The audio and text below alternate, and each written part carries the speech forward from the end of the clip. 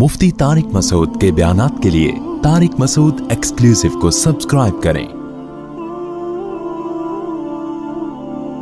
Tariq Masood exclusive.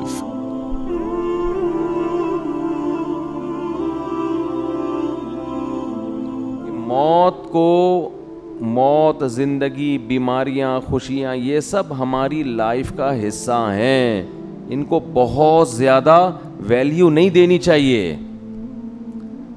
ज़िंदगी की पूरी कोशिश करनी चाहिए कि हम जिंदा रहें, अल्लाह की बहुत बड़ी नेमत है, लेकिन तैयार हर वक्त मौत के लिए रहना चाहिए। इंसान किसी भी टाइम, कोई भी, कभी भी मर सकता है। बस ये अपने बारे में भी अकीदा रख के बैठ जाएं। जब कब्रिस्तान से गुजरे ना तो थोड़ी देर ठहर जाया करें, वहाँ पे मुर्दों को देखें, अंधेरों को देखें। कब्रिस्तान रात में जाने में ज़्यादा इबरत होती है।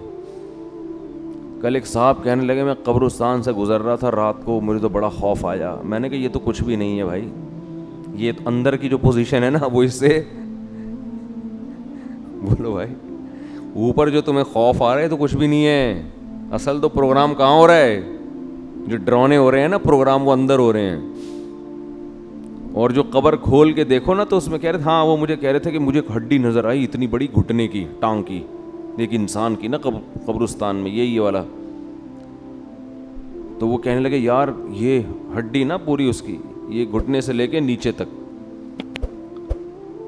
तो मैंने और डरा दिया। रमज़ान था, हमने कहा भी थोड़ा सा खौफ का है, तो हमने और डरा दिया उसको। हमने कहा देख लो, ये आदमी सुबह सुबह नहा धो के कोट टाई लगा के ऑफिस जाया करता होगा। अब मुझे क्या पता कोई रक्शे वाला था, टैक्सी वाला था, या कोई बहुत बड़ा ऑफिसर था, लेकिन ऑफिसरों का भी हाल बहरहाल होता तो यही है ना। तो मैंने कहा ये सुबह सुबह नहा धो के कोट टाई में परफ्यूम लगा के अपनी लैंड क्रूजर में बैठ के जाता होगा। और अब क्या हाल हुआ है, उसकी हड्डी निकाल निकाल के लोग दिखा रहे हैं कि ये कब्रिस्तान से क्या निकली है। वो है भाई, बोलो भाई, हड्डी। कल हमारा भी यही हाल होगा। और ये तो अभी अच्छी कंडीशन में है, हड्डी से पहले क्या हाल था, जब लाश में कीड़े पड़ते हैं और सड़ती है लाश और फूलती है और फटती है। 2 मिनट में इंसान की औकात पता चल जाती है, ये है क्या, ये फन्ने खान बना फिर रहा था। और अब कैसे दफनाते हैं ना लोग, कि बदबू ना आ जाए लाश में, इसको दफनाओ जल्दी, मिट्टी डालो इसके ऊपर। थोड़े दिन तक उसकी हिफाजत होती है कब्र की, उसके बाद भूल जाते हैं। और गोरकन इसका ऐसा फ़ायदा उठाता है एक एक कब्र में। ये तो क़यामत के दिन जब पापोश के कब्रिस्तान से और ये मोहम्मद शाह के कब्रिस्तान से जब मुर्दे उठेंगे तो पता चलेगा कि आधी आबादी तो एक ही कब्रिस्तान से उठ रही है। एक एक कब्र से 25-25 लोग निकल रहे हैं। एक एक कब्र में जो है ना गोरकन कई कई मुर्दों को डाल रहा है। वो भी परेशान है कि यार इतने मुर्दे किधर ठिकाने लगाऊं मैं। तो ये हाल है इंसान का, हड्डियां निकल रही हैं, लाश, किसी के कोई उंगली निकल आएगी अंदर से, कैसा हाल होता है। और ये गनीमत है। लेकिन इस कब्र के अंदर एक बरज़ख की कब्र है। जैसे जब आप सोते हो, आराम करते हो, एक आपकी वो कंडीशन होती है जो आप बिस्तर पे लेटे हुए हो, एक वो कैफियत होती है जो आप पर सोने की हालत में गुजर रही होती है। वो कैफियत ज़्यादा अजीब है इस कैफियत से जो आपको नज़र आ रही है। कुरान कहता है फ़िरौन की एक लाश वो है जो तुम्हें अजाइब घर में नज़र आ रही है, वो भी इबरत की बात है।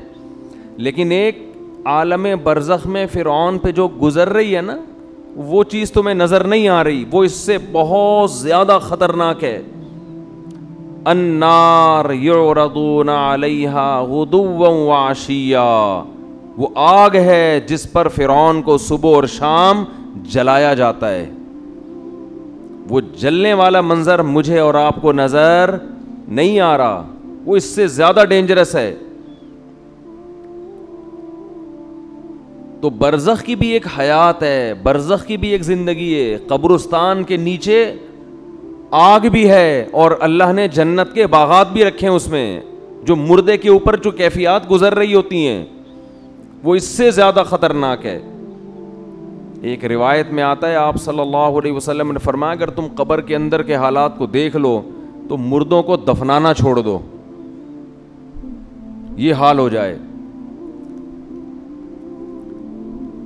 تو دنیا کے بارے میں یہ تصور بٹھانا کہ یہ مسافر خانہ ہے, یہ دل لگانے کی جگہ نہیں ہے, یہ کھوپڑی میں بیٹھے گی, یہ بات دو کام کرنے سے, ورنہ یہ بات کھوپڑی میں بیٹھے گی نہیں. ایک تو روزانہ سوچنا چاہیے اور موت کا تذکرہ بار بار کرنا چاہیے, قبرستان بار بار جانا چاہیے. اس عمل سے انسان کو یہ احساس ہوتا ہے کہ میں دنیا میں رہنے کے لیے نہیں آیا. نبی صلی اللہ علیہ وسلم نے فرمایا کنت نہیتکم عن زیارت القبور فزورها فإنها تذکر الآخرہ, میں نے تمہیں قبرستان کی زیارت سے منع کیا تھا. لوگ پہلے بدعتیں کرتے تھے, وہاں شرک ہوتا تھا. فرمایا اب تمہیں اجازت دے رہا ہوں اس لیے کہ قبرستان جانے سے آخرت کی یاد تازہ ہوتی ہے, احساس ہوتا ہے کہ کل ہم نے بھی لیٹنا ہے یہاں پہ. دوسرا کام جس سے دنیا کی محبت کم ہوتی ہے وہ ہے اللہ کی راہ میں مال خرچ کرنا, خرچ کرنے کا جذبہ پیدا کرنا چاہیے. الذین ينفقون اموالهم ابتغاء مرضات اللہ وتثبیتا من انفسہم. سورہ آل عمران میں اللہ کا نے ارشاد فرمایا کہ نیک بندے اللہ کی راہ میں مال خرچ کرتے ہیں دو کاموں کی وجہ سے, ایک اللہ کو راضی کرنے کے لیے, وتثبیتا من انفسہم, اور ایک اپنے آپ کو دین پر مضبوط کرنے کے لیے, اپنے دل سے دنیا کی دولت کی محبت نکالنے کے لیے. یہ جو نوٹ ہوتے ہیں نا, نوٹ کڑک کڑک, پہلے زمانے میں صوفیاء کرام اپنے مریدوں کے دل سے دنیا کی محبت نکالنے کے لیے ان سے نوٹوں کو جلوایا کرتے تھے. اب آپ نہ جلائیں, یہ ٹھیک عمل نہیں ہے, لیکن پہلے ایسا علاج ہوتا تھا. جی جلائیں گے بھی نہیں صحیح ہے. تو وہ ایسے جلواتے تھے. ہمارے حضرت پورا وہ بتایا کرتے تھے نا کہ جیسے 5000 کا کڑک نوٹ لیا, اب جان اٹکی بھی ہے نا اس 5000 کے نوٹ میں, تو ادھر سے آگ لگائی نا کنارے سے, آہستہ آہستہ, ایک دم سے نہیں جلا دیا, آہستہ آہستہ جل رہا ہے, اور اس کو جلتے ہوا دیکھیں تو وہ ادھر جلے گا, ادھر اندر سے کیا جلے گا, دل. تو جب دل اندر سے جلے گا نا تو جلنے سے جراثیم آپ کو پتہ ہے کیا ہو جاتے ہیں, ختم. تو دل کے اندر جتنے وہ نوٹوں کی محبت کے جراثیم تھے اور محبت کے جو گٹر ابل رہے تھے وہ آہستہ آہستہ ختم. یہ کام آپ نہ کریں, یہ جائز بھی نہیں ہے,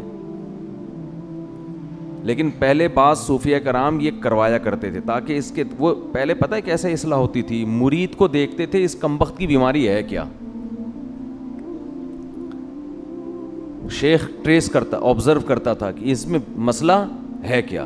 وہ کہتے تھے یہ نماز تو پڑھتا ہے, یہ جناب رشتہ داروں سے بھی اچھا سلوک کرتا ہے, سب کچھ ٹھیک ہے, لیکن اس کے اندر فالٹ یہ کہ یہ نوٹوں سے بہت زیادہ محبت کر کے بیٹھا ہوا ہے, اس کو پیسوں کا نقصان برداشت نہیں ہوتا. پھر شیخ اور مرشد یہ کرتے تھے اس کے دل سے پیسے کی محبت نکلواؤ. اب تو بہت سے شیخ, سب نہیں, اچھے تو ہر جگہ ہیں, بہت سے شیخوں کے دل میں جتنی پیسوں کی محبت ہوتی ہے اتنی تو مریدوں کے دل میں نہیں ہوتی.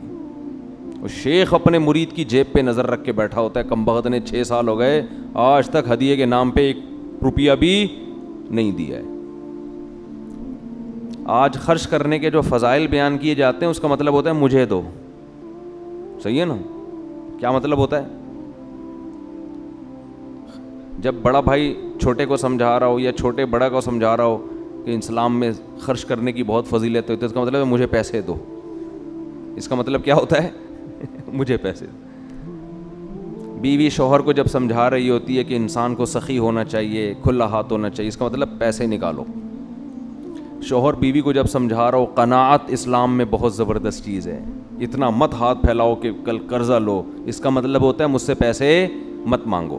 ایک 5 روپے بھی نہیں دوں گا میں تمہیں. تبھی تو نصیحت کا اثر نہیں ہوتا نا. کیا خیال ہے بھائی؟ نصیحت کا اثر ہی نہیں ہوتا. اپنے لیے سخاوت ہونی چاہیے, دوسرے کے لیے قناعت ہونی چاہیے. ہمارے یہاں معاملہ کیا چل رہا ہے؟ الٹا. تو قرآن کہتا ہے کہ ہمارے نیک بندے اللہ کی راہ میں مال خرچ کرتے رہتے ہیں, تثبیتا من انفسہم, اپنے نفس کی اصلاح کے لیے, اپنے دل سے دولت کی محبت نکالنے کے لیے. اپنے اوپر بھی خرچ کریں, اپنے رشتہ داروں پہ بھی. سب سے پہلا حق کس کا ہے؟ رشتہ داروں کا. آج اپنے اوپر خرچ کرنے کے لیے تیار نہیں ہے, حیرت اس پر ہوتی ہے. کنجوسی کی انتہا ہے یا نہیں ہے؟ پھر جو اپنے اوپر خرچ کرتے ہیں لوگ ان پہ انگلیاں اٹھا رہے ہوتے ہیں. اس کے پاس گاڑی کہاں سے آئی, اس کے پاس یہ کپڑے کہاں سے آئے, یہ کہاں سے آیا, وہ کہاں سے آیا. بھائی ہر آدمی تو ضروری نہیں کہ کنجوس ہونا, بعض لوگوں کو اللہ دیتا ہے تو وہ خرچ کرتے ہیں. آج اپنے اوپر خرچ کرنا بھی ایک مصیبت بن گیا ہے. عربی میں 2 لفظ استعمال ہوتے ہیں, ایک ہوتا ہے شحیح اور ایک ہوتا ہے بخیل. بخیل کہتے ہیں جس کی جیب سے دوسرے کے لیے روکھڑا نہ نکلے, اور شحیح کہتے ہیں اپنے لیے بھی نہیں پیسے نکلتے. وہ چائنا والوں کی طرح قبر میں لے کے جاتا ہے. وہ ملیشیا میں قبرستان ہے, وہاں کروڑ پتی لوگ جب دفن ہوتے ہیں تو دیگوں میں اپنے ساتھ پیسہ لے کے قبر میں جاتے ہیں. وہ آپ یوٹیوب پہ دیکھ لیں, ایسی بہت سی ویڈیو ہیں کہ پورے سونے چاندی کے ساتھ دفن ہوئے ہیں, بہت ہیں ایسی. ہمیں ہمارے نبی نے فرمایا صلی اللہ علیہ وسلم, دنیا مسافر خانہ ہے, میری مثال اس سوار کی طرح ہے, کراکب استظل تحت شجرہ, ایک مسافر سفر کرتے کرتے درخت کے نیچے لیٹ گیا ہو تھوڑی دیر سستانے کے لیے, آرام کے لیے, اس کے بعد اس نے موو کرنا ہے یہاں سے. بھائی ہم کروڑوں سال سے نہیں تھے, لاکھوں کروڑ, یہ دنیا بنے ہوئے تو پتہ نہیں کروڑوں سال ہو گئے. آدم علیہ السلام کو آئے ہوئے ہزاروں سال, نوح علیہ السلام 950 سال تو خالی تبلیغ کی ہے انہوں نے. ہماری اوقات کیا ہے؟ جمعہ 8 دن ہوئے ہم لوگ کو دنیا میں آئے ہوئے, اور جانے میں بھی تھوڑے دن رہ گئے ہیں بس. گھبرائیں نہیں, آپ نے گھبرانا نہیں ہے.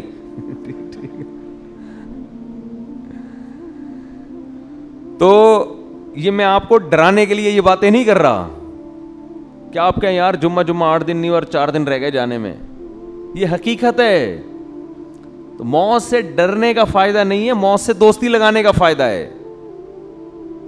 دیکھو جس ڈاکو نے پیچھا کرنا ہی ہو, آپ کسی محلے میں رہتے ہیں, آپ کو پتا چل گیا یہاں ایک بندہ میرے پیچھے پڑا ہوا ہے, میری ہاتھ دھو کے مارے گا وہ مجھے یا مجھے پکڑے گا, تو آپ محلہ تبدیل کر لو گے. کیا خیال ہے کہ بھائی اس دہشت گرد کو تو محلے سے نکالا نہیں جا سکتا, خود ہی محلہ تبدیل کر لو. جیسے ہی آپ نے محلہ تبدیل کیا وہ دوسرے محلے میں پہنچ گیا, پھر وہ آپ تیسرے محلے میں گئے, وہ وہاں پہنچ گیا. اب آپ بھاگ کے تھک گئے مگر وہ آپ کا پیچھا نہیں چھوڑ رہا, تو پھر آپ کیا کرو گے؟ وہی کرو گے جو امریکہ افغانستان میں کر رہا ہے, مذاکرات کی دعوت دو گے. آپ کیا کرو گے؟ بولو بھائی. قطر مذاکرات ہوں گے. یار بیٹھو آؤ, وہ تو کہہ رہے تھے 20 سال پہلے یہ کر لیتے مذاکرات, لیکن چلو دیر آئے درست ہے. وہ کہے گا آؤ بیٹھو مذاکرات کرتے ہیں. تو آپ بھی یہی کرو گے نا اس ڈاکو کے ساتھ کہ بھائی تمہیں کیا مسئلہ ہے, میری جان کے پیچھے ہاتھ دھو کے کیوں پڑ گیا ہے, آؤ بیٹھو, پیسے چاہیے, کیا چاہیے تمہیں. تو آپ مذاکرات کے ذریعے کمپرومائز کی بولو کوشش کرو گے کہ یار اس سے جان چھڑانا مشکل نہیں ہے, فل ٹینشن ہے یہ آدمی, بیٹھ کے کچھ ٹاک شاک کر کے کچھ باتیں کر کے کچھ دوستی لگاتے ہیں, دشمنی ختم کرتے ہیں. آخری نتیجہ یہ نکلے گا کہ نہیں نکلے گا؟ تو قرآن کہہ رہے کوئی عام ڈاکو تمہارے پیچھے کیا لگے گا, انما تکونوا یدرککم الموت, موت جیسے تمہارا پیچھا کر رہی ہے نا, پیسے دنیا میں پولیس کسی کا پیچھا نہیں کرتی, سمجھ رہے ہیں, وہ بھی ایک وقت کے بعد آ کے چھوڑ دیتی ہے. موت ایسا پیچھا کر رہی ہے, یدرککم الموت, قرآن کہتے ہیں موت ایسے پکڑے گی تمہیں, آ کے ادراک کرے گی تمہارا. وہ جس دن سے پیدا ہوئے ہیں اسی دن سے پیچھے پڑی ہوئی ہے, اور اس نے بہت کوشش کی ہم کو قبر میں اتارنے کی. بچہ جب پیدا ہوتا ہے کئی حادثات اس کی زندگی میں آتے ہیں, بچ جاتا ہے. کئی بیماریاں حملہ کرتی ہیں, بچ جاتا ہے. جوانی میں آتا ہے, کئی دفعہ حادثے ہوتے ہیں, بائک سے گرا, ایکسیڈنٹ ہوا, یہ ہوا, وہ ہوا, بچ گیا. وہ تو اس وقت سے اڑنگیاں دینے کی کوشش کر رہی ہے. اڑنگی سمجھتے ہیں, جب ہم اسکول جاتے تھے نا تو ایک دوسرے کو اڑنگی دیتے تھے ہم. اب تو بچے اسکول بھی ایسے تمیز سے جا رہے ہیں, تمیز سے آ رہے ہیں, کوئی نہ اڑنگی نہ کوئی شرارت, تو ان میں کوئی صلاحیت ہی پیدا نہیں ہو رہی. ایسے ممی ڈیڈی ٹائپ کے بچے نکل رہے ہیں. ہمارے دور کے اسکول تھے, مزہ آتا تھا اسکول میں, اتنا بھاری بھرکم بیگ لٹکا کے اسکول جاتے تھے. ساتھ والے کو شرارت ہوئی, تھوڑا سا آگے گئے, اس نے تھوڑا سا ٹانگ میں یوں کیا, بڑک جو نا آگے گرے. پھر ہم بدلہ لینے کے پیچھے پڑے ہوئے تھے, اب ہم بھی اڑنگی دیں گے. راستے میں ہی پھڈا ہو رہا ہے, گتم گت مار رہے ہیں ایک دوسرے کو, پھر سلو ہو رہی ہے, پھر جا رہے ہیں. اس طرح سے ہم پونے گھنٹے میں اسکول پہنچتے تھے. پھر لیٹ ہونے کی وجہ سے پی ٹی ماسٹر کھڑے ہوئے ہوتے تھے وہاں پہ, ان کے سامنے ہاتھ پہ اب ڈنڈے کھاؤ, لیٹ کیوں پہنچ, اس سے ہاتھ مضبوط ہوتے تھے. حقیقت ہے نا. تو شوز اتارتے تھے ایک دوسرے کے, بھائی شوز پہنے ہوئے نا, پیچھے اس کے تھوڑا سا پاؤں رکھیں, خود ہی اتر جائیں گے, آپ کو اتارنے کی ضرورت. اب وہ بیٹھ کے جو ہے نا شوز کو صحیح کر رہا ہے, پھر لڑائی ہو رہی ہے, پھر پھڈا ہو رہا ہے. ایک بچہ کافی دیر سے نا اس کا ہاتھ نہیں جا رہا تھا گھنٹی پہ, ایسے اچھل اچھل کی کوشش کر رہے. ایک بڑے میاں گزرے, انہوں نے بجا دی گھنٹی, اور بچے سے پوچھا, بیٹا ہاں بتاؤ کیا کہہ رہے ہیں, بھاگو. اب کیا کرو, جو کام میں کر رہا تھا مجھ سے ہوا نہیں, آپ نے کر دیا, اب کیا کرنا ہے, بھاگو.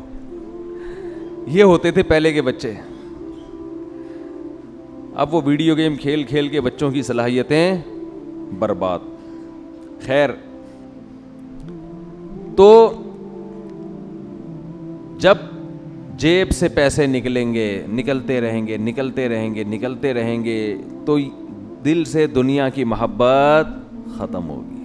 او بھائی مسافر خانہ ہے. سفر کے دوران اگر آپ کو کچھ پیسے ملے ہوئے ہوں اور آپ کو پتا ہو کہ یہ ٹرین سے اترتے ہی واپس لے لیے جائیں گے, تو آپ کوشش کرتے ہو کہ اترنے سے پہلے ہی سارے کھا پی کے ختم کر دو.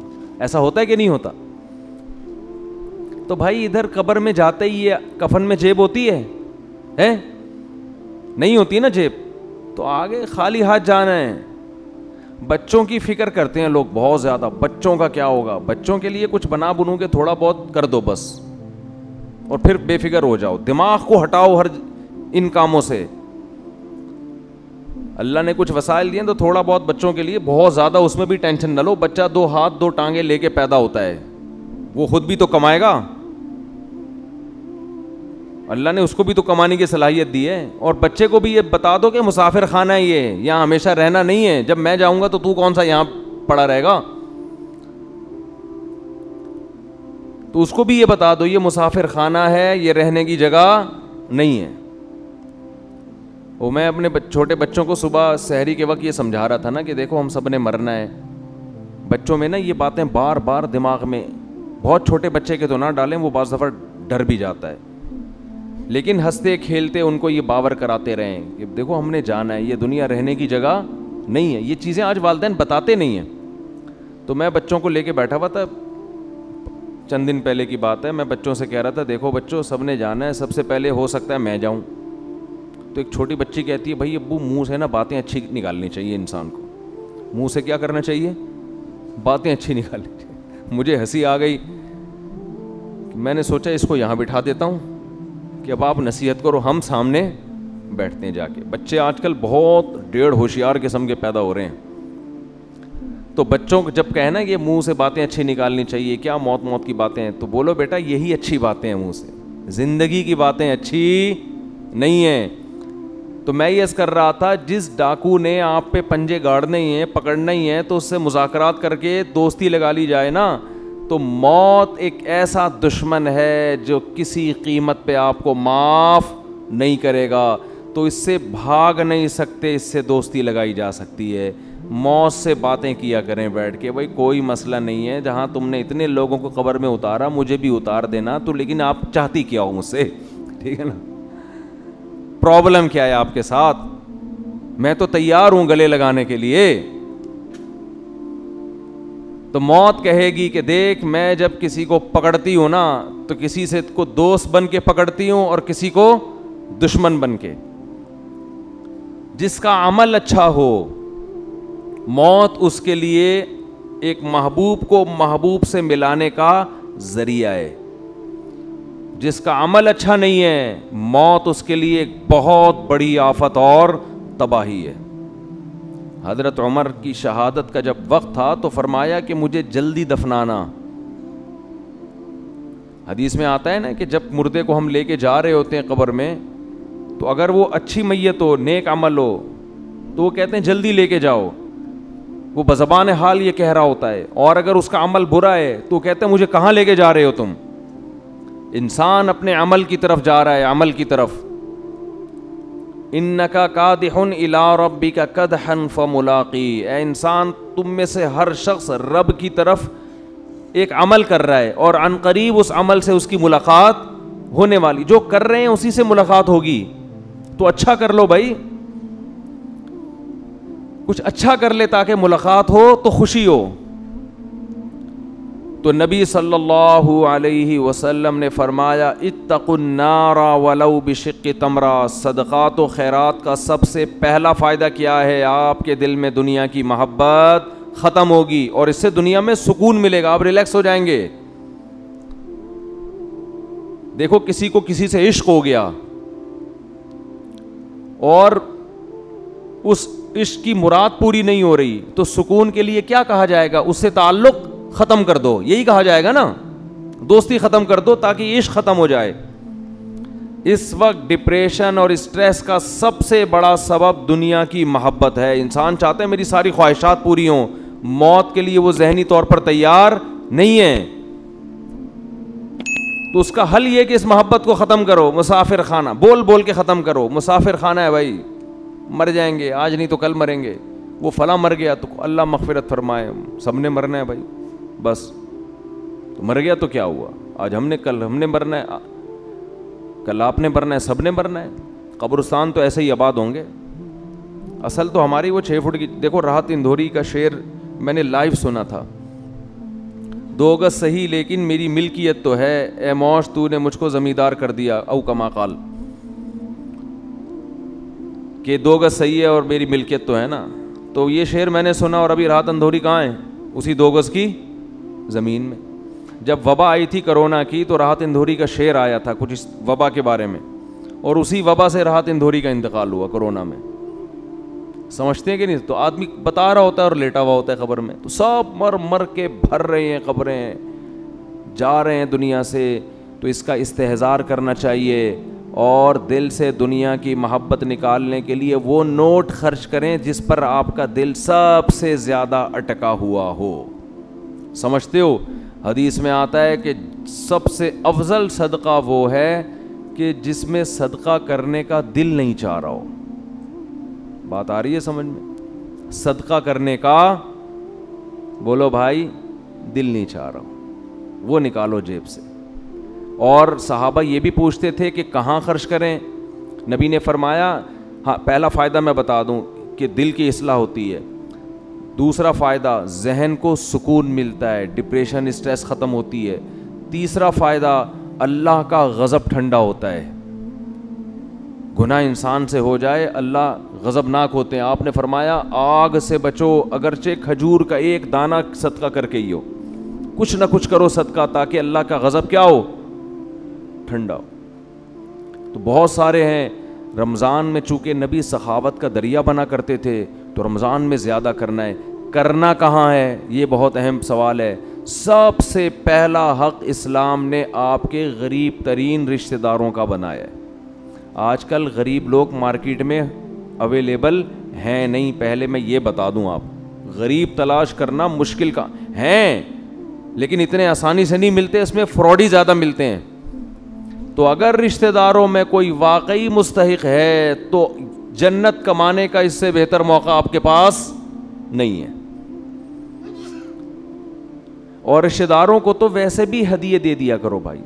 بہن بھائیوں نے آپس میں پیسوں کے تبادلے چھوڑ دیے, دعوتیں ہو رہی ہیں جن کا کوئی فائدہ نہیں ہے.